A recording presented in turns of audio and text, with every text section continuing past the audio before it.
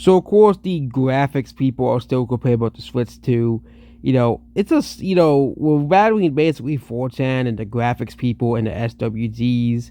It kind of gets tiring after a while, but Tendies or Nintendo fans will spend $10 for Nintendo to charge you change your inaccessible graphical shades for new hardware for you. You know who also does that? Sony. But you guys are completely silent when they charge that for Spider-Man, Death Stranding, Horizon, and so many more games. Or even The Last of Us, where they literally charge $70 so you can have better graphics on The Last of Us Part 1 and 2. Okay, as well here.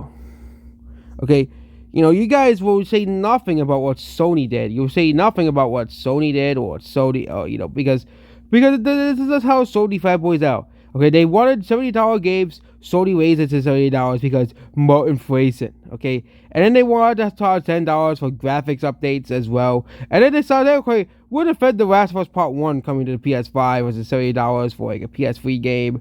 They probably bought already twice, but yeah. This is absolute ridiculousness of Sony fanboys and PlayStation fanboys as well. They really think they are winning or something like that, but they're not. They're kind of losing at this point as well here.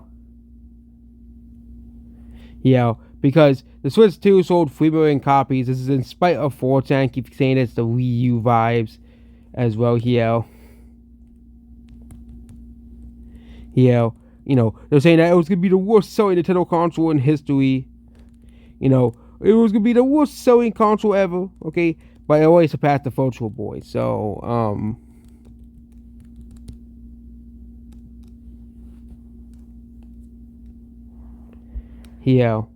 But yeah. I think we're done talking about this. Nothing more else to say about because it's just me saying the same thing 100 freaking times already.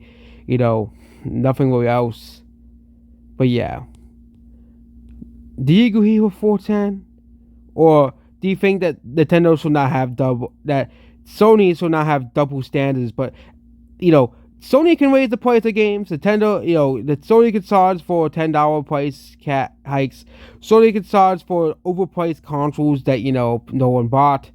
But once Nintendo does the same thing Sony does, it's automatically Nintendo is a evil company, as well here. And yeah, goodbye.